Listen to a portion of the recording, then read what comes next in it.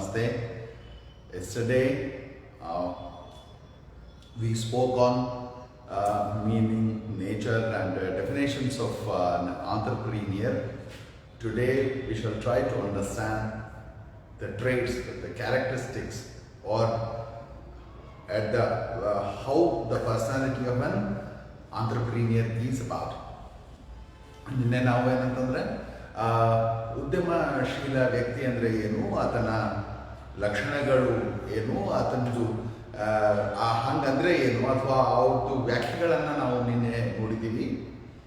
ಇವತ್ತು ಏನಂತಂದರೆ ಉದ್ಯಮಶೀಲ ವ್ಯಕ್ತಿಯ ಒಂದು ಕ್ಯಾರೆಕ್ಟರ್ ಹೇಗಿರ್ತದೆ ಅಥವಾ ಅವನ ಒಂದು ಲಕ್ಷಣಗಳು ಹೇಗೆ ಇರುತ್ತವೆ ಅಥವಾ ಒಂದು ಪ್ರವೃತ್ತಿ ಹೇಗೆ ಇರುತ್ತದೆ, ಇವುಗಳ ಬಗ್ಗೆ ಏನಂತಂದರೆ ಇವತ್ತು ಚರ್ಚೆ ಮಾಡೋಣ. ನಾನು ಮೊನ್ನೆ ಒಂದು ಕ್ಲಾಸ್ನಲ್ಲಿ ಹೇಳಿದಾಗ ಅದನ್ನೇ ನಾನು ತಮಗೆ ರಿಪೀಟ್ ಮಾಡ್ತೇನೆ. We are thinking about issuing books, text books ತಮಗೆ ಇಶ್ಯೂ ಮಾಡಬೇಕಂತಿದೆ. ಬಟ್ ಇನ್ನೂ ಥರ್ಡ್ ಸೆಮಿಸ್ಟರ್ ಮತ್ತು ಫಿಫ್ತ್ ಸೆಮಿಸ್ಟರ್ಗೆ ಆಫ್ಲೈನ್ ಕ್ಲಾಸಸ್ ಇಲ್ಲ ಆ್ಯಂಡ್ ವಿದ್ಯಾರ್ಥಿಗಳು ಕಾಲೇಜ್ಗೆ ಬರೋದು ಸ್ವಲ್ಪ ಪಾಲಿಸಿ ವೈಸ್ ಇದು ತೊಂದರೆ ಆಗುತ್ತದೆ. ಆದ್ದರಿಂದ ಶಾರ್ಟ್ಲಿ ಮೇ ಬಿ ಸರ್ಕಾರ ಕೂಡ ಅದ್ರ ಬಗ್ಗೆ ಚಿಂತನೆ ಮಾಡ್ತಾ ಇದೆ, ನಿಮ್ಗೆಲ್ಲರಿಗೆ ಬುಕ್ಸ್ ಕೊಡಬೇಕು ಹಾಗೆ. So they are in planning. So very soon hopefully we will be in a position to give books to you people. But till then ದಯವಿಟ್ಟು ಗೂಗಲ್ಗೆ ಸರ್ಚ್ ಮಾಡಿರಿ. ಗೂಗಲ್ನಾಗೆ ನಿಮಗೆ ಸಾಕಷ್ಟು ಮೆಟೀರಿಯಲ್ಸ್ ಇರ್ತದೆ, ಅದನ್ನು ರೆಫರ್ ಮಾಡ್ತಾ ಇದ್ರಿ. ನಾವು ಇವೇನು ಪಾಯಿಂಟ್ಸ್ ಬರೆಸ್ತಾ ಇದ್ದೀವೋ ಈ ಪಾಯಿಂಟ್ಸ್ಗಳನ್ನು ತಾವು ಏನಂತಂದರೆ ಗೂಗಲ್ನಾಗೆ ಹಾಕಿ ಅದರ ಬಗ್ಗೆ ಇನ್ನೂ ವಿಶೇಷವಾಗಿ ಮತ್ತು ವಿಸ್ತಾರವಾದ ಮಾಹಿತಿಯನ್ನು ನಾವು ಅಲ್ಲಿ ಪಡೆಯಬಹುದು. Till you people receive books from library, it's our humble request that kindly surf in the internet the subject matters you are supposed to study in your syllabus, and the syllabus is posted in your group.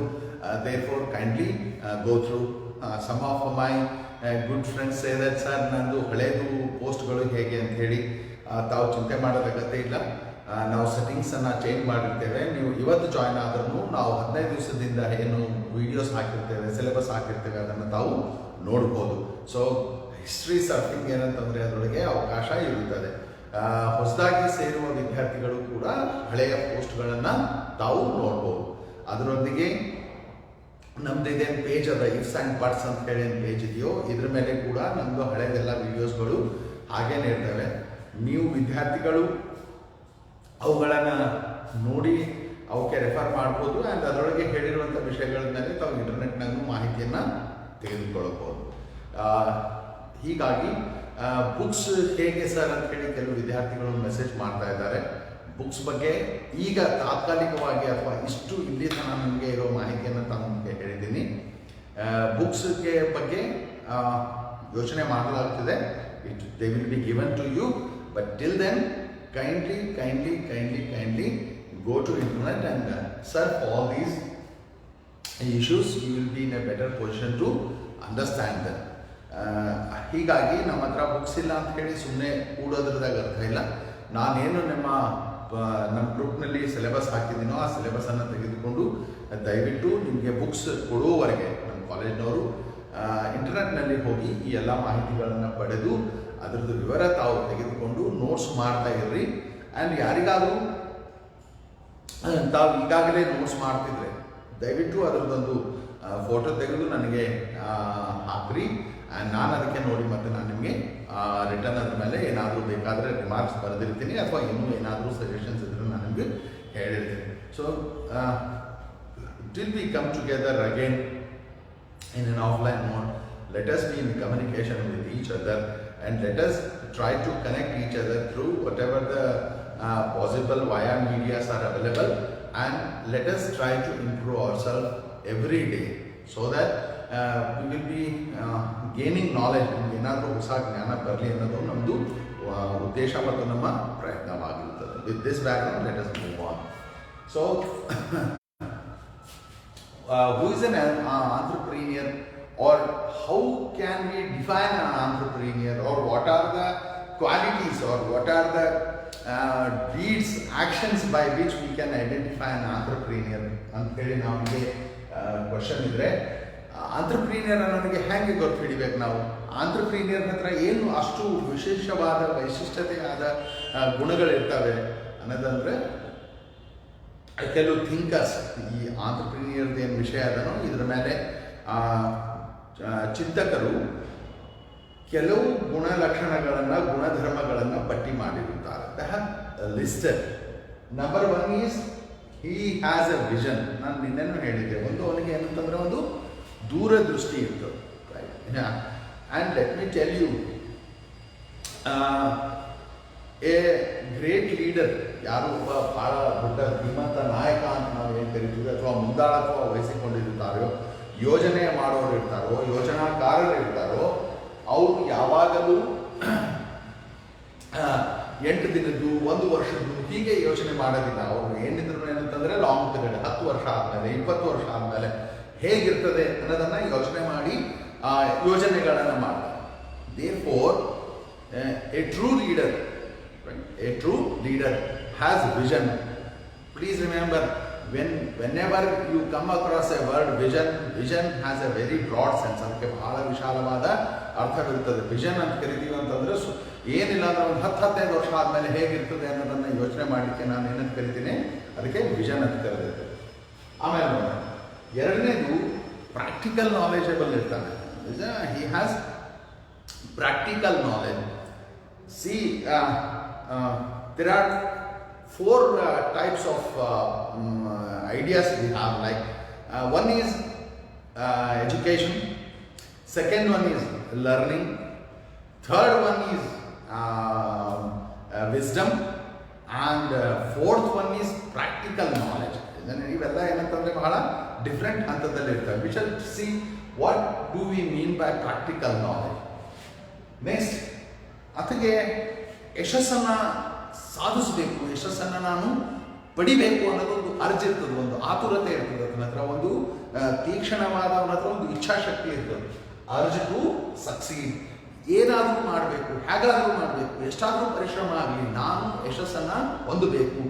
ನಾನು ಏನು ಈ ಘಟಕವನ್ನು ಪ್ರಾರಂಭ ಮಾಡ್ತಾ ಇದ್ದೀನೋ, ಅಥವಾ ನಾನೇನೊಂದು ವ್ಯವಸಾಯ ಮಾಡ್ತಾ ಇದ್ದೀನೋ, ಈ ವ್ಯವಸಾಯದಲ್ಲಿ ನಾನು ಯಶಸ್ಸನ್ನು ಕಂಡುಕೊಳ್ಬೇಕು ಅನ್ನೋದೊಂದು ಅರ್ಜಿ ಇರ್ತದೆ. ಒಂದು ಅವನ ಹತ್ರ ತೀವ್ರವಾದ ಆಸಕ್ತಿ ಇರ್ತದೆ. Next, he is A decision maker. Right. ಅವನು ಏನಂತಂದರೆ ನಿರ್ಣಯಗಳನ್ನು ತೆಗೆದುಕೊಳ್ಳುವ ವ್ಯಕ್ತಿ ಆಗಿರ್ತಾನೆ. ಅದರ ಜೊತೆಗೆ ತಾನು ತೆಗೆದುಕೊಂಡ ನಿರ್ಣಯಗಳನ್ನು ಅನುಸರಣೆ ಮಾಡಿ ಅವುಗಳನ್ನು ಪರಿಪಾಲನೆ ಮಾಡಲಿಕ್ಕೆ ಏನಂತಂದರೆ ಸಾಕಷ್ಟು ಪ್ರಯತ್ನವನ್ನು ಅವನು ಪಡೆದಿರ್ತಾನೆ. ಹೀಗಾಗಿ he is A decision maker. And next, most important is N optimistic person. ಅಥವಾ ಏನಂತಂದರೆ ಆಶಾವಾದಿ ಆಗಿರ್ತಾನೆ. ಅವನ ಹತ್ರ ನಿರಾಶಾ ಭಾವನೆಗಳಿಗೆ ಯಾವುದೇ ಅವಕಾಶ ಇರುವುದಿಲ್ಲ. ಅವನು ಸಮಸ್ಯೆಗಳಲ್ಲಿ ಅವಕಾಶಗಳನ್ನು ಹುಡುಕ್ತಿರ್ತಾನೆ. ಸಮಸ್ಯೆಗಳಲ್ಲಿ ಅವಕಾಶಗಳನ್ನು ಹುಡುಕ್ತಿರ್ತಾನೆ. He is so optimistic. Even if there is a big jerk, even if there is a big hardship for him, he will try to find out the silver lining in them. What is best in this? What best I can find, even if there something is going wrong. So ಆ ಒಂದು ಏನು optimistic nature ಇದೆಯೋ, ಅವನು ಏನಾದರೂ ಆಶಾಭಾವನೆ ಇದೆಯೋ, ಅಂಥ ಆಶಾಭಾವನೆ ಇರೋರು ಸಾಮಾನ್ಯವಾಗಿ ಯಶಸ್ವಿಯಾದಂತಹ ಉದ್ಯಮಶೀಲರಾಗಿರುತ್ತಾರೆ. Next is value addition. ಏನದು ವ್ಯಾಲ್ಯೂ ಎಡಿಷನ್ ಅಂತಂದರೆ? ವ್ಯಾಲ್ಯೂ ಎಡಿಷನ್ ಈಸ್ ಒಂದು ಯಾವುದೋ ಒಂದು ಅವನ ಹತ್ರ ಸರಕು, ಒಂದು ಸೇವೆ ಮೊದಲೇ ಇರ್ತದೆ ಅಂತ ಇಟ್ಕೊಳ್ಳೋಣ. ಆ ಸರಕು ಅಥವಾ ಸೇವೆಯನ್ನು ತೆಗೆದುಕೊಂಡಾಗ ಅದನ್ನು ಮರಳಿ ಹಾಗೆ ಕೊಡೋದಿಲ್ಲ. ಅದಕ್ಕೆ ಏನಾದರೂ ತನ್ನದೇ ಆದ ಒಂದು ಗುಣಮಟ್ಟ, ತನ್ನದೇ ಆದ ಮೌಲ್ಯವನ್ನು ಸೇರಿಸಿರುತ್ತಾನೆ. He adds value. He adds value. Best example what I can give is, we take cotton, right? ಒಂದು ಹತ್ತಿ ಇರ್ತದೆ. ಹತ್ತಿಗೆ ತನ್ನದೇ ಆದ ರಾ ವ್ಯಾಲ್ಯೂ ಇರ್ತದೆ, ಬಟ್ ಅದಕ್ಕೆ ಫಿನಿಶ್ಡ್ ಎಕ್ಸ್ಚೇಂಜ್ ವ್ಯಾಲ್ಯೂ ಇರೋದಿಲ್ಲ. ಅದಕ್ಕೆ ಏನು ಮಾಡ್ತಾನೆ ಒಬ್ಬ ಎಂಟರ್ಪ್ರಿನಿಯರ್, ಏನು ಮಾಡ್ತಾನೆ, ಅದರೊಳಗಿನ ದಾರ ತೆಗಿತಾನೆ. ದಾರ ತೆಗೆದು ಅವಕ್ಕೆಲ್ಲ ಪ್ಯಾಟರ್ನ್ನಾಗಿ ತರ್ತಾನೆ, ಕಲರ್ಸ್ನಾಗಿ ತರ್ತಾನೆ, ಡಿಸೈನ್ನಾಗಿ ತರ್ತಾನೆ. ಈ ಹತ್ತಿಯನ್ನು ವಿವಿಧ ಆಕಾರದ, ವಿವಿಧ ಬಣ್ಣದ, ವಿವಿಧ ಆಕೃತಿಗಳದ್ದೇನು ಬಟ್ಟೆ ತಯಾರು ಮಾಡ್ತಾರೋ ಇದಕ್ಕೆ ನಾವೇನಂತ ಕರಿತೀವಿ, ವ್ಯಾಲ್ಯೂ ಎಡಿಷನ್ ಅಂತ ಕರಿತೀವಿ. ಎನಿಥಿಂಗ್ ರೈಟ್, ಕಟ್ಟಿಗೆ ಇರ್ತದೆ ರೈಟ್, ಒಂದು ಗಿಡ ಇರ್ತದೆ, ಗಿಡದ ಕಟ್ಟಿಗೆ ತರ್ತಾರೆ ಹೊರಗೆ, ದಿಮ್ಮೆ ಅಂತ ನಾವು ಕರಿತೀವಿ ರೈಟ್. ಲಾಗ್ ಇರ್ತದೆ. ಸಾಮಾನ್ಯವಾಗಿ ಆ ಲಾಗ್ ತಂದು ಮನೆಯಲ್ಲಿಟ್ಟು ಇದು ಚೇರ್ ಅಂತ ಹೇಳಿದ್ರೆ ಅದು ಅಷ್ಟು ಸರಿಯಾಗಿ ಅನಿಸೋದಿಲ್ಲ. ಬಟ್ ಒಬ್ಬ ಆಂಟ್ರಪ್ರಿನಿಯರ್ ಏನು ಮಾಡ್ತಾನಂದ್ರೆ ಆ ಕಟ್ಟಿಗೆಯನ್ನು ಕೊರೆದು ಅದಕ್ಕೆ ಡಿಸೈನ್ ಮಾಡಿ, ಅದಕ್ಕೆ ಪ್ಯಾಟರ್ನ್ ಮಾಡಿ, ಅದಕ್ಕೆ ಆರ್ಮ್ಸ್ ಮಾಡಿ, ಅದಕ್ಕೆ ಬ್ಯಾಕ್ಲೆಟ್ಸ್ ಮಾಡಿ ಒಂದು ಚೇರ್ ಅಂತ ಮಾಡ್ತಾನೆ. So A entrepreneur is a person who gets raw materials or who gets goods and services in unfinished one, and with his idea, with his technology, with his techniques of production, he converts those goods and services into much better goods and services and adds value into them. So adding value is one of the greatest job of a or a character of a entrepreneur. Therefore ಅದಕ್ಕೆ ಏನಂತೀವಿ ಅಂದರೆ ನಾನು ಸರಕು ಸೇವೆಗಳಲ್ಲಿ ಅವರು ಮೌಲ್ಯಗಳನ್ನು ಹಾಕ್ತಾರೆ. Next, perseverance. What is perseverance? Perseverance is something where you try untiringly right. ನೀವು ಎಷ್ಟೇ ಕಷ್ಟ ಆದರೂ, ಎಷ್ಟೇ ಅದಕ್ಕೆ ಪರಿಶ್ರಮ ಆದರೂ ನೀವೇನಂತಂದರೆ ಸತತವಾದ ಪ್ರಯತ್ನವನ್ನು ಮಾಡ್ತಿರ್ತೀರಿ. ನೀವು ಟಯರ್ಡ್ ಆಗೋದಿಲ್ಲ, ನಿಮಗೆ ದಣಿವು ಬರೋದಿಲ್ಲ. ಒಂದು ವೇಳೆ ದಣಿವು ಬಂದ್ರೂ ಆಪ್ಟಿಮಿಸ್ಟಿಕ್, ಈ ಆಶಾಭಾವನೆ ಏನಂತಂದ್ರೆ ನಿಮ್ಮ ದಣಿವನ್ನು ನಿವಾರಿಸಿ ನಿಮಗೆ ಮತ್ತೆ ಪ್ರಯತ್ನಶೀಲರನ್ನಾಗಿ ಮಾಡಲಿಕ್ಕೆ ಅದು ಪ್ರಯತ್ನ ಮಾಡುತ್ತದೆ. ಇದು ಪರ್ಸಿವರೆನ್ಸ್ಗೆ ಬೆಸ್ಟ್ ಅಂದರೆ ಹಿಂದಕ್ಕೆ ನಮಗೆ when we were in some primary school or in high school there was a story, Bruce and the spider ಅಂತ ಹೇಳಿ. ಒಂದು ಬ್ರೂಸ್ ಅನ್ನೋ ರಾಜ ಇರ್ತಾನೆ, ಒಂದು ಸ್ಪೈಡರ್ ಇರುತ್ತದೆ. ಸ್ವಲ್ಪ ಮೇಲೆ ಹೋಗ್ತದೆ, ಮತ್ತೆ ಸ್ವಲ್ಪ ಕೆಳಗೆ ಬೀಳ್ತದೆ, ಮತ್ತೆ ಸ್ವಲ್ಪ ಮೇಲೆ ಹೋಗ್ತದೆ, ಮತ್ತೆ ಕೆಳಗೆ ಬೀಳ್ತದೆ. ಅದು ನೋಡ್ತಾ ಇರ್ತಾನೆ. ಆ್ಯಂಡ್ ಫೈನಲಿ ಆ ಸ್ಪೈಡರ್ ಏನಂತಂದ್ರೆ ಮೇಲೆ ಹೋಗಿ ತನ್ನ ವೆಬ್ಬಿಗೆ ರೀಚ್ ಆಗ್ತದೆ. ಈ ಸ್ಟೋರಿ ನೋಡಿದ ಮೇಲೆ ಅವನಿಗೆ ಪ್ರೇರಣೆ ಬಂದು ಬ್ರೂಸ್ ಏನಂದ್ರೆ ಹೋಗಿ ಮತ್ತೆ ಯುದ್ಧವನ್ನ ಗೆಲ್ತಾನೆ. ಇದು ಪರ್ಸಿವರೆನ್ಸ್ ಏನದ, ಅದು ಜೇಡರದ್ದೇನು ಹುಳ ಇರ್ತದೋ, ಅದು ಸ್ಪೈಡರ್ ಇರ್ತದೋ, ಆ ಸ್ಪೈಡರ್ ನಮಗೆ ಏನಂತಂದ್ರೆ ಸ್ಫೂರ್ತಿಯಾಗಿರುತ್ತದೆ. ಪರ್ಸಿವರೆನ್ಸ್ ಅಂತ ನಾವು ಕರಿತೀವಿ. ಅದು ಬಹಳ ಬಹಳ ಇಂಪಾರ್ಟೆಂಟ್ ಇರ್ತದೆ. And the most important and the most much needed A trait or a character or an ingredient for an entrepreneur is he must be a skilled person, and he is a skilled person. ಆತನ ಹತ್ರ 4 ಪ್ರಕಾರದ skill ಇರ್ತಾವೆ. Number 1, ಅವನಿಗೆ problem ಏನಾದರೂ ಬಂದರೆ ಅದನ್ನು solve ಮಾಡುವುದು ಹೇಗೆ ಅನ್ನೋದು ಸ್ಕಿಲ್ ಇರ್ತದೆ first. Second, he has the skill to communicate with people right. ಅದಕ್ಕೆ ಇನ್ನೊಂದು ತನ್ನ ವಿಚಾರಗಳು, ಇಲ್ಲಿ ಕಮ್ಯುನಿಕೇಟ್ ಅಂದಾಗ ಮಾತಾಡುವುದು ಅಂತ ಅರ್ಥ ಅಲ್ಲ. ಪ್ಲೀಸ್, ಬಹಳಷ್ಟು ಜನ ಒಂದು ಕನ್ಫ್ಯೂಷನ್ ಏನು ಮಾಡ್ಕೋತಾರೆ ಅಂದರೆ ಕಮ್ಯುನಿಕೇಷನ್ ಸ್ಕಿಲ್ ಅಂದರೆ ಮಾತಾಡುವ ಸ್ಕಿಲ್ ಅಂತಲ್ಲ. ಮಾತಾಡೋದು ಎಲ್ಲರಿಗೆ ಬರ್ತದೆ. Speaking is not a skill. When we say communication skill, you should be able to speak in such a way that your ideas are convinced to the other people. This is called communication skill, right? Communication skill is not talking. You can talk anything, sense or nonsense. But the thing is that when you have some sensible thing to tell, if you are unable to tell this sensible thing to others, then you don't have communication skill. That is the idea behind communication skill. ನಿಮ್ಮ ಹತ್ರ ಬಹಳ ಅದ್ಭುತವಾದ ವಿಚಾರಗಳಿರ್ಬೋದು. ಈ ನಿಮ್ಮ ಅದ್ಭುತವಾದ ವಿಚಾರಗಳು, ನಿಮ್ಮ ಒಳ್ಳೆಯ ವಿಚಾರಗಳು, ನಿಮ್ಮ ಪರಿಣಾಮಕಾರಿ ವಿಚಾರಗಳು ಬೇರೆಯವರಿಗೆ ಅವು ಹೋಗದೇ ಇದ್ರೆ, ಅವು ಅವರಿಗೆ ತಲುಪದೇ ಇದ್ರೆ, ಯಾವುದ್ರದ್ದು ಕರೆಕ್ಟ್ ಅರ್ಥದಾಗ ಅವು ಹೋಗದೇ ಇದ್ರೆ ನಿಮ್ಮ ಹತ್ರ ಸಂವಹನದ ಕಲೆ ಇಲ್ಲ ಅಂತ. ಸಂವಹನದ ಕಲೆ ಅಂದ್ರೇನು? ನಿಮ್ಮ ಅಭಿಪ್ರಾಯಗಳನ್ನು ಬೇರೆಯವರಿಗೆ ಅರ್ಥವಾಗುವಂತೆ ಹೇಳುವುದು, ಅವರ ಮೇಲೆ ಹೇರುವುದಲ್ಲ. ನನ್ನದೇ ಅಭಿಪ್ರಾಯ ಕರೆಕ್ಟ್ ಅದ, ನಾನೇ ಕರೆಕ್ಟ್ ಅಂತ ಹೇಳೋದಲ್ಲ. ನಿಮ್ಮ ಅಭಿಪ್ರಾಯಗಳನ್ನು ಅವರಿಗೆ ಕನ್ವಿನ್ಸ್ ಮಾಡುವ ರೀತಿಯಲ್ಲಿ, ಅವುಗಳನ್ನು ಅರ್ಥ ಮಾಡುವ ರೀತಿಯಲ್ಲಿ ಹೇಳುವುದಕ್ಕೆ ನಾವು ಕಮ್ಯುನಿಕೇಷನ್ ಸ್ಕಿಲ್ ಅಂತ ಕರಿತೀವಿ. So you should be a problem solver, ಅವರಿಗೆ ಟ್ರಬಲ್ ಶೂಟರ್ ಅಂತ ಕರೀತಾರೆ. ಆ್ಯಂಡ್ ಸೆಕೆಂಡ್ ಈಸ್ ದಟ್ ನಿಮ್ಮ ಹತ್ರ ಕಮ್ಯುನಿಕೇಷನ್ ಸ್ಕಿಲ್ ಇರಬೇಕು. ಮೂರನೇದು ಏನಂತಂದರೆ ಯಾವುದು ಎಲ್ಲಿ ಕರೆಕ್ಟಾಗಿ ಹೊಂದಾಣಿಕೆ ಆಗ್ತದೋ, ಎಷ್ಟಕ್ಕೆ ಹೊಂದಾಣಿಕೆ ಆಗ್ತದೋ ಅನ್ನೋದು, ಇದು ಟೈಮ್ ಸೆನ್ಸ್ ಇರಬೇಕು ಅದನ್ನ ಹತ್ರ. Many people have failed because they don't have this time sense ಇದನ್ನೇ. ಸೊ ಕಾಲದ್ದು ಅವರಿಗೆ ಜ್ಞಾನ ಇದ್ದಕ್ಕೂ ಕೂಡ ಏನಂತಂದರೆ ಅನೇಕ ಇಂಡಸ್ಟ್ರಿಗಳಲ್ಲಿ ಅನೇಕ ಘಟಕಗಳಲ್ಲಿ ಏನಂದರೆ ನಾವು ದೊಡ್ಡ ದೊಡ್ಡ ಲಾಸ್ಗಳನ್ನು ನೋಡಿರ್ತೇವೆ. Therefore we need to be a skilled people in order to be an entrepreneur. Therefore, these 8 characters or 8 traits of an entrepreneur are of much importance. ಈ ಪ್ರತಿಯೊಂದು ಏನು ಒಂದು ಟ್ರೇಟ್ ಇದೆಯೋ, ಪ್ರತಿಯೊಂದು ಒಂದು ಕಾರ್ಯ ಇದೆಯೋ ತನ್ನದೇ ಆದ ಮಹತ್ವವನ್ನು ಹೊಂದಿರುತ್ತದೆ. ಆ್ಯಂಡ್ ಎರಡನೇದು, ಅವನು ಎಷ್ಟು ಯಶಸ್ವಿಯಾಗಿದ್ದಾನೆ ಅಥವಾ ಅವನು ಎಷ್ಟು ಯಶಸ್ವಿ ಆಗಬಲ್ಲ ಅನ್ನೋದಕ್ಕೆ ಇವು ಎಲ್ಲವೂ ತಮ್ಮದೇ ಆದ ಕೊಡುಗೆಯನ್ನು ಕೊಡುತ್ತವೆ. An entrepreneur's success depends on all these 8 traits, and they add their own shine or their own contribution towards the success of an entrepreneur. Let me go through these points in a bit of a detail. First one is vision, right? When I say vision, an entrepreneur is a businessman or is an investor or is an industrialist. He has a plan. For example, let us take some examples. For example, our first Prime Minister, Mr. Jawaharlal Nehru, thought that India should be an industrialized nation because agriculture is not going to help in long run. So what he did is that he brought capital, he brought machineries, he brought men, he brought machines as far as from Russia, England, Japan and Germany. And he not only brought iron and steel, he also started jute mills, he also started cotton industry, he also laid the foundation stone for many major industries across India. So his was a vision, right? It was a vision. Another example we can have is of Sarabhai, right? Vikram Sarabhai, Baba Homi, Jahangir Baba.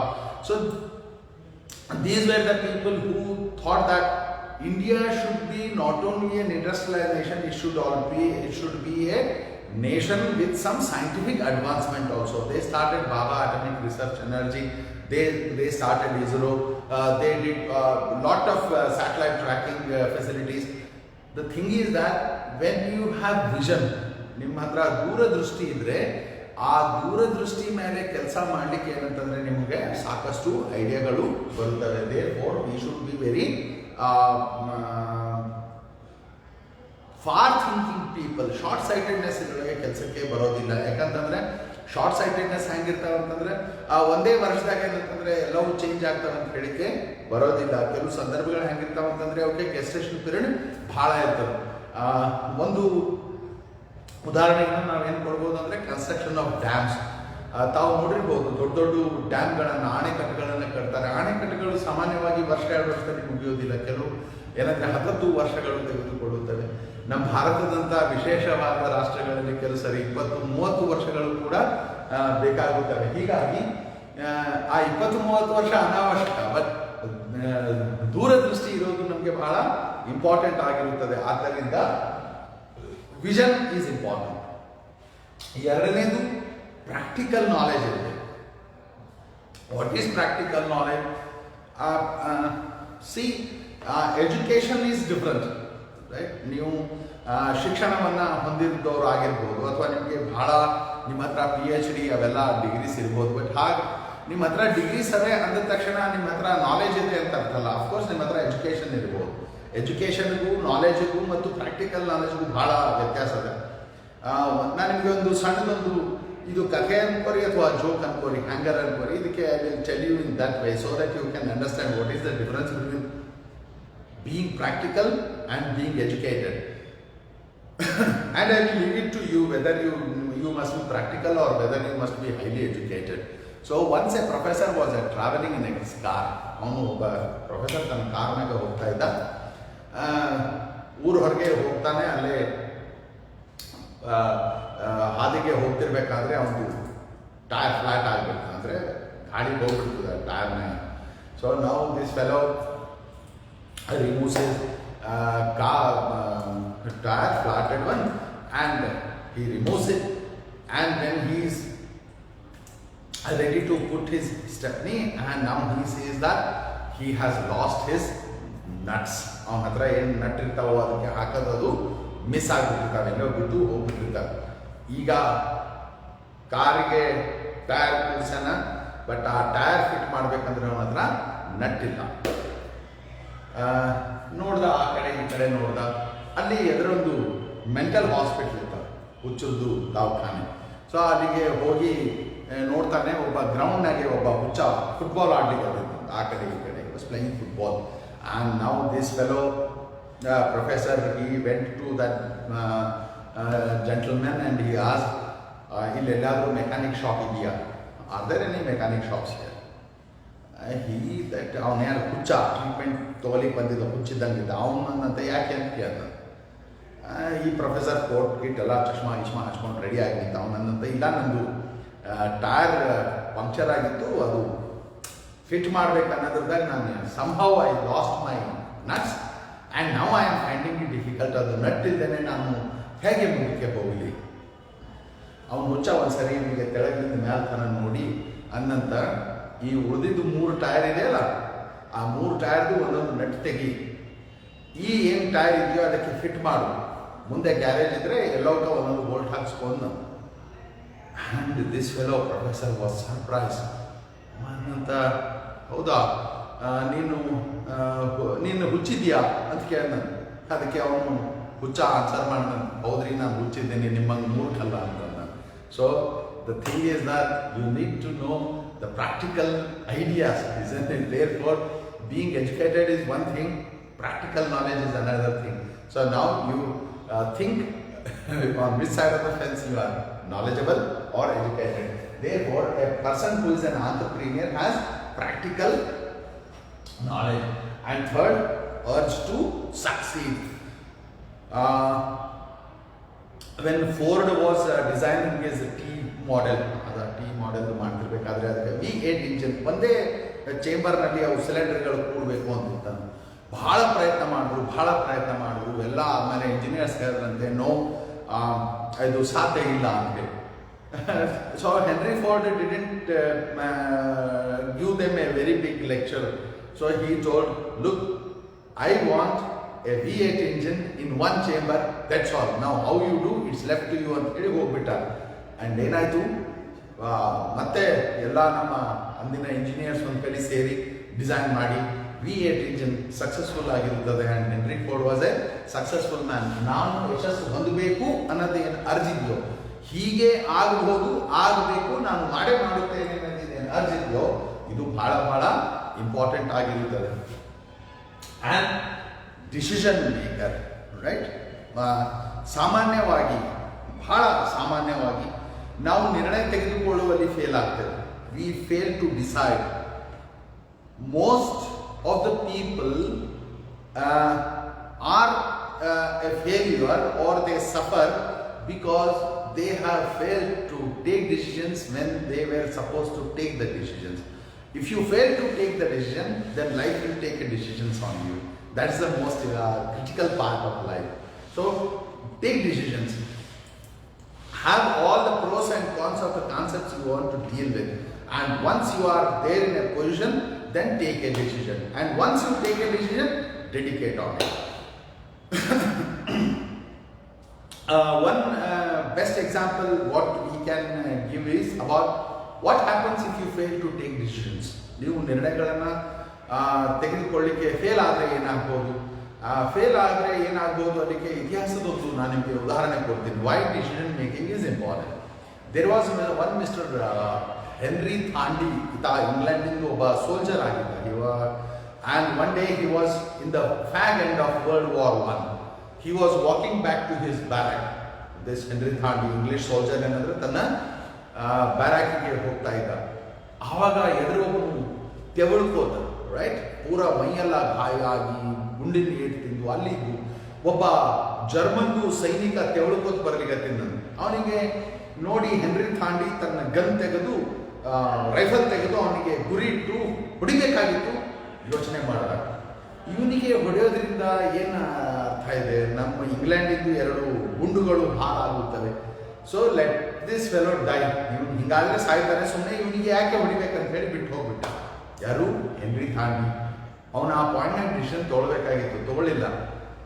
ಒಂದು ವೇಳೆ henry ಥಾಂಡಿ ಅವತ್ತಿನ ದಿವಸ ಸಂಜೆಗೆ ಅವನಿಗೆ ಆ German ಸೋಲ್ಜರ್ಗೆ ಹೊಡೆದು ಬಿಟ್ಟಿದ್ರೆ 2ನೇ ಮಹಾಯುದ್ಧ ಆಗ್ತಿರಲಿಲ್ಲ. ಯಾಕೆಂದ್ರೆ ಆ ಸಾಯುವ ಸ್ಥಿತಿಯಲ್ಲಿ ತೆವಳುತ್ತಾ ಭೂಮಿಯ ಮೇಲೆ ಒಂದು ಕ್ರಿಮಿಯಂತೆ ಒದ್ದಾಡ್ತಿರೋನು ಅಡಾಲ್ಫ್ ಹಿಟ್ಲರ್ ಆಗಿದ್ದ. ಒಂದು ವೇಳೆ ಏನಾದರೂ ಹೆನ್ರಿ ಥಾಂಡಿ ಅವತ್ತು ಅವನಿಗೆ ಅಡಾಲ್ಫ್ ಹಿಟ್ಲರ್ಗೆ ಹೊಡೆದು ಬಿಟ್ಟಿದ್ರೆ 2ನೇ ಮಹಾಯುದ್ಧ ಬಹುಶಃ ಆಗ್ತಿರ್ಲಿಲ್ಲೇನು. ದಯವಿಟ್ಟು so decision making is very very very very important. And when you want to take a decision, take a decision. That's all. Don't hesitate. If you don't take decisions, then there can be a World War II also. Therefore, they are decision makers. ಯಾರು ಉದ್ಯಮಶೀಲರಾಗಿರ್ತಾರೋ ಅವರು ನಿರ್ಣಯಗಳನ್ನು ತೆಗೆದುಕೊಳ್ಳುತ್ತಾರೆ. And next is optimistic. They are these entrepreneurs are very optimistic. ಅವರು ಬಹಳ ಆಶಾವಾದಿಗಳಾಗಿರ್ತಾರೆ. ಅವರು ಆಶಾವಾದಿಗಳಾಗಿರ್ತಾರೆ. ಅವರ ಸುತ್ತಮುತ್ತಲಿನ ವ್ಯಕ್ತಿಗಳಿಗಲ್ಲಿಯೂ ಏನಾದರೂ ಸ್ವಲ್ಪ ನಿರಾಶಾ ಭಾವನೆ ಇದ್ರೆ ಅದನ್ನು ಹೊಡೆದೋಡಿಸಿ ಮತ್ತೆ ಆಶಾಭಾವನೆಯನ್ನು ತುಂಬಿ they make them as successful. It's not that at all the time we see sunshine. It's not like that. When sun goes off, there is darkness, and once it is a darkness, we will be very worried about. But we have to keep waiting for the sunrise again. But the thing is that when you as a leader, you are leading a team, there may be some people who may not be as optimistic as you. ನೀವು ಎಷ್ಟು ಸಾಹಸಿಗಳಾಗಿರ್ತೀರೋ, ನೀವೆಷ್ಟು ಆಶಾವಾದಿಗಳಾಗಿರ್ತೀರೋ ಅಷ್ಟು ಆಶಾವಾದಿಗಳು ಅವ್ರು ನಿಮ್ಮ ಟೀಮ್ನಲ್ಲಿ ಇರಲಿಕ್ಕೆ ಸಾಧ್ಯ ಇಲ್ಲ. But as A leader, ನೀವೊಬ್ಬ ನಾಯಕರಾಗಿ ನಿಮ್ಮ ಜವಾಬ್ದಾರಿ ಏನಂದರೆ, ನಿಮ್ಮ ಕೆಲಸ ಏನಂತಂದರೆ ಅವರಲ್ಲಿಯೂ ಆಶಾಭಾವನೆಯನ್ನು ತುಂಬಬೇಕು. ಈ ಆಪ್ಟಿಮಿಸಮ್ಗೆ ನಂದು ಸಣ್ಣದೊಂದು ಕಥೆ ಅದು. ಒಂದ್ಸರಿ ನೆಪೋಲಿಯನ್ ಯುದ್ಧಕ್ಕೆ ನಡೆದಂತೆ ಯಾವುದೋ ಒಂದು ದೇಶದ ಮೇಲೆ ದೇಶದ ಮೇಲೆ ಹೋಗ್ತಾ ಇದ್ದ. ಅವನು ಸೈನ್ಯ ಬಹಳ ಸಣ್ಣದಿತ್ತು. ಆ್ಯಂಡ್ ಎದುರಿದ್ದು ದೇಶ ವಾಸ್ ವೆರಿ ಬಿಗ್, ಆ್ಯಂಡ್ ಅವ್ರದ್ದು ಸೈನಿಕರು ಬಹಳ ಇದ್ರು. ಆ್ಯಂಡ್ ಇವಂದು ಏನು ಸಣ್ಣ ಸೈನ್ಯ ಇತ್ತು, ಈ ಸೈನಿಕರದಾಗ ಒಂದು ಸಣ್ಣದು ನಿರಾಶಾ ಭಾವನೆ ಇತ್ತು. ಏನಂತಂದರೆ ನಾವು ಅವರನ್ನು ಸೋಲಿಸಬಹುದಾ, doubt, can we defeat them. And ಇದು ಕ್ಯಾನ್ ವಿ ಡಿಫೀಟ್ ದೆಮ್ ಅನ್ನೋದು ಸ್ವಲ್ಪ ಅವರು ಸೈನ್ಯದ ಮೂವ್ಮೆಂಟ್ ಸ್ವಲ್ಪ ಸ್ಲೋ ಆಯಿತು. It was hampering on their movement. And the person who was leading that army, right, the general, he knew that something is wrong with his soldier, and when he spoke to them, they told that, sir, we are such a small in number, we doubt, can we defeat that army, right? So general brought this message to Napoleon and told that our soldiers are in a doubtful mode. So they are hesitating in a sense that they have a question in their mind, can they defeat that huge army? Napoleon was a great leader. ಅದು ಬಹಳ ವಿಶೇಷವಾದ ಮತ್ತು ವಿಶಿಷ್ಟವಾದಂಥ ನಾಯಕನಾಗಿದ್ದ. ಅವನಂದ don't worry, right, there is a church here. ಇಲ್ಲೊಂದು church ಇದೆ, ಆ ಚರ್ಚಿಗೆ ಹೋಗೋಣ. ಅಲ್ಲಿ ಒಂದು ಪ್ರತೀತಿ ಇದೆ. ಅಲ್ಲಿ ಏನಂತಂದರೆ ಜೀಸಸ್ ಕ್ರೈಸ್ಟ್ದು ಒಂದು ಕಾಯಿನ್ ಇದೆ ಅಂತ ಕೇಳ್ತಾರೆ. ಜೀಸಸ್ ಕ್ರೈಸ್ಟ್ದು, ಆ ಜೀಸಸ್ ಕ್ರೈಸ್ಟ್ದು ಕಾಯಿನ್ ಯೂಸ್ ಮಾಡೋಣ, ಟಾಸ್ ಮಾಡೋಣ. ಒಂದು ವೇಳೆ ಹೆಡ್ಸ್ ಬಿದ್ದರೆ ನಾವು ಯುದ್ಧಕ್ಕೆ ಹೋಗೋಣ, ಟೇಲ್ಸ್ ಬಿದ್ದರೆ ನಾವು ವಾಪಸ್ ಹೋಗೋಣ. So don't worry, we will leave it to God. ನಾವು ಯೇಸು ಕ್ರಿಸ್ತಗೆ ಬಿಟ್ಬಿಡೋಣ. So everyone was very happy and they went to church. And Napoleon asked the vicar, Padri irtare, Father, I want that coin used by Lord Jesus. We are going to war and these people are doubting and I want to make a toss. Nanu toss ಮಾಡಿ ಯುದ್ಧಕ್ಕೆ ಹೋಗಬೇಕಲ್ಲಿಗೆ. Father went inside and brought that coin, and Napoleon tossed and he held it. And he said, if it is heads, we are going to win the war. If it is tails, we are going to lose the war and we will go back. And when he showed it, it was heads. Adu heads antittu. And ಸೈನಿಕರಿಗೆಲ್ಲ ಏನಂತಂದರೆ ಮತ್ತೊಂದು ಸರಿ ಹುಮ್ಮಸ್ಸ ಬಂದು ಹೋದರು, ಯುದ್ಧ ಮಾಡಿದರು, ಯುದ್ಧ ಗೆದ್ದು ಯುದ್ಧ ಎಲ್ಲ ಸಂಭ್ರಮದಿಂದ ವಾಪಸ್ ಬರ್ತಿರ್ಬೇಕಾದ್ರೆ ಮತ್ತೆ ಅದೇ ಚರ್ಚ್ನಾಗ ನಿಂತು ಆ ಕಾಯಿನ್ ತರಲಿಕ್ಕೆ ಹೇಳಿದ ಪಾದ್ರಿಯವರಿಗೆ ಕಾಯಿನ್ ತಂದರು. ಅವನು ಸೈನಿಕರಿಗೆ ತೋರಿಸಿದಂಥ ನಾಣ್ಯದ್ದು ಎರಡೂ ಕಡೆ ಹೆಡ್ಸಿತ್ತಂತ, ರೈಟ್, ಎರಡೂ ಕಡೆ ಹೆಡ್ಸಿತ್ತು.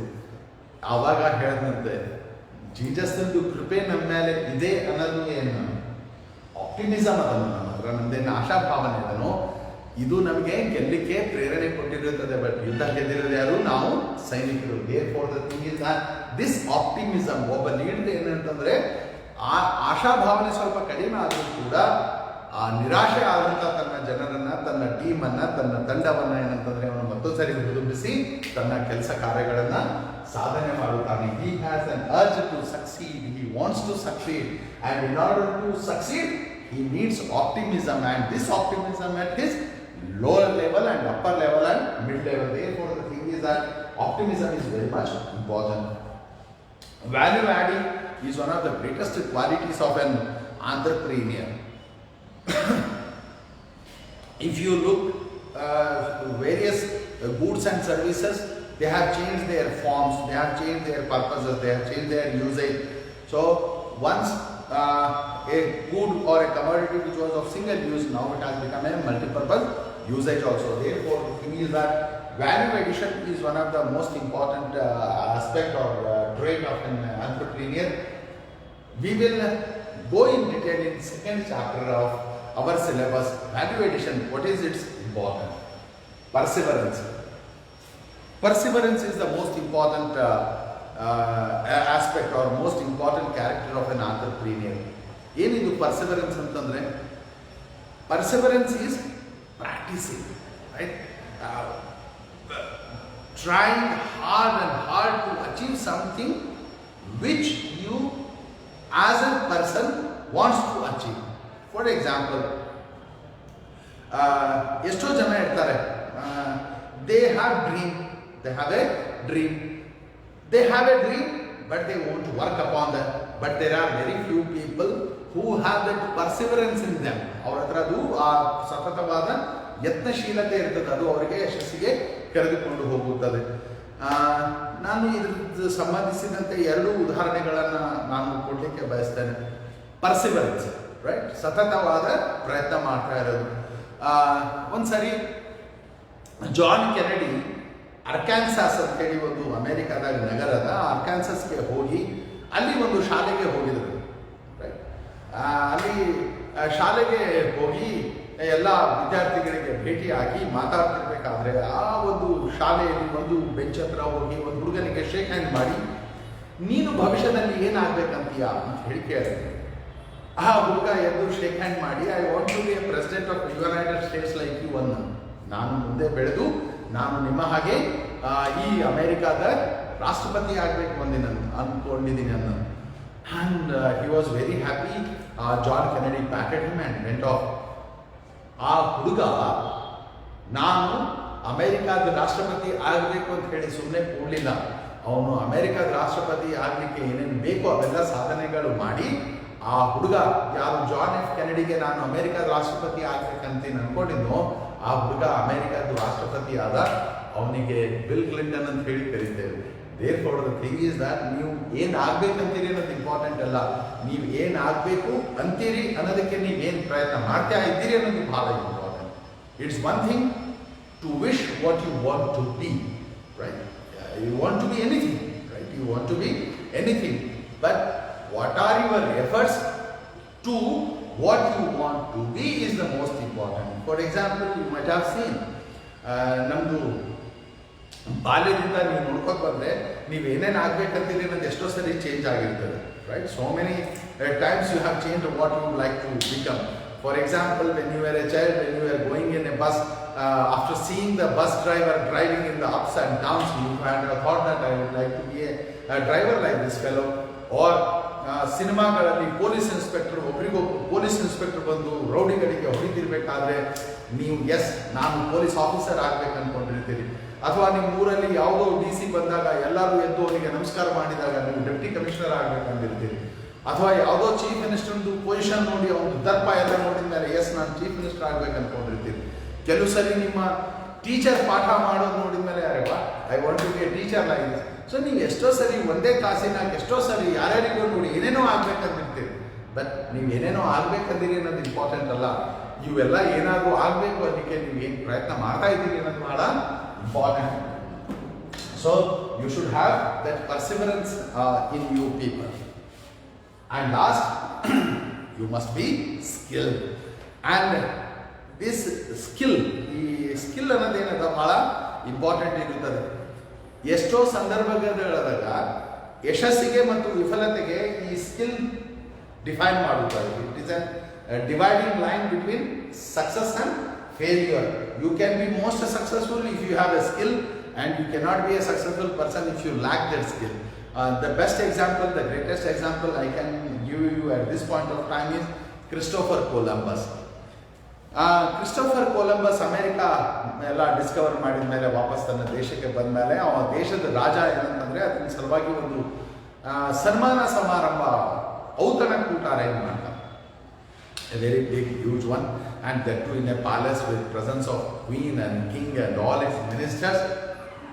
So Columbus is called to be honored. They wanted to facilitate it, and this felicitation was because he went into unknown waters and he discovered a very huge land called America, and he brought so much of riches to the king. ಈಗ ಇದು ಅವನಿಗೆ ಸನ್ಮಾನ ಮಾಡ್ತಿರ್ಬೇಕಾದ್ರೆ ಅವನ ಪಕ್ಕದಲ್ಲಿ ಕೂತವನು ಅನ್ನಂತ sir ಯಾಕೆ ಈ ವ್ಯಕ್ತಿಗೆ ಇಷ್ಟು ಸನ್ಮಾನ ಮಾಡೋದು, ವಾಟ್ ಈಸ್ ದ ನೀಡ್? ಸಮುದ್ರದಾಗ ಹೋದರೆ ಯಾರಾದರೂ ಭೂಮಿ ಕಂಡು ಹಿಡಿತಾರೆ, ಭೂಮಿ ಕಂಡು ಹಿಡಿದ ತಕ್ಷಣ ಇಷ್ಟು ಸನ್ಮಾನ ಮಾಡಬೇಕಾ? ಯಾರು ಕೊಲಂಬಸ್ನ ಪಕ್ಕದಾಗೆ ಕೂತವನು ಅವನಿಗೆ ಕ್ರಿಟಿಸೈಸ್ ಮಾಡ್ತಾ ಇದ್ದ. ಆ್ಯಂಡ್ ಅವನಿಗೆ ಕ್ರಿಟಿಸೈಸ್ ಮಾಡ್ತಿದ್ರೆ ಕೊಲಂಬಸ್ ಸುಮ್ಮನೆ ಕೂತ, ಯಾಕಂದರೆ ಕೊಲಂಬಸ್ ಸ್ಕಿಲ್ಡ್ ವ್ಯಕ್ತಿ ಇದ್ದ. This fellow was an half baked cake and he started to criticise Columbus. Columbus ಅವನಿಗೆ ಉತ್ತರ ಕೊಡ್ಬೋದಿತ್ತು, ಬಟ್ ಹಾಗೆ ಉತ್ತರ ಕೊಡಲಿಲ್ಲ Columbus. When Columbus was started to be criticized, he took an egg. And he gave it to that gentleman who was berating him, and he told, can you make it stand like this, straight, right, in a vertical position, can you make it stand? Then that fellow, he told, this is very easy, give it to me. He took and he tried it, but he made not many attempts. He couldn't make that egg to stand in a vertical position. At that point of time, Columbus looked at him, smiled, and he took that egg, he slid back and he kept it, and due to this slight split in the shell, it stood in a vertical position. And then Columbus said, it is because of this skill they are honoring me. ಮೊಟ್ಟೆ ಇಡಲಿಕ್ಕೆ ಹೇಳ್ತಾರೆ, ಅವ್ನು ಮೊಟ್ಟೆ ಇಡಲಿಕ್ಕೆ ಆಗೋದಿಲ್ಲ, ಅವ್ನು ಹಿಂಗೆ ಹೊಡೆದೋದು ಇಟ್ಬಿಡ್ತಾನೆ, and ಅವಾಗೆ ಹೇಳ್ತಾನೆ ನನಗೆ ಸನ್ಮಾನ ಮಾಡ್ತಾ ಇರೋದು ಈ ಸ್ಕಿಲ್ಲಿನ ಸಲುವಾಗಿ ಅಂತೇಳಿ. So skill is the one which adds value, which adds success to you people. So in order to be a successful entrepreneur, you need to have all these traits or all these characters with you people. So we shall stop today and come back next week once again. And let me tell you, since we have to conduct classes for all 6 semesters, so we will be having 2 days in a week for one class. So your third semester was having BCOM third semester class where yesterday and today. So again we will be having classes on same weekdays. Till then, take care about yourself, take care of your loved ones, wear mask when you go outside, and also maintain a healthy physical distance so that you are not. Great week.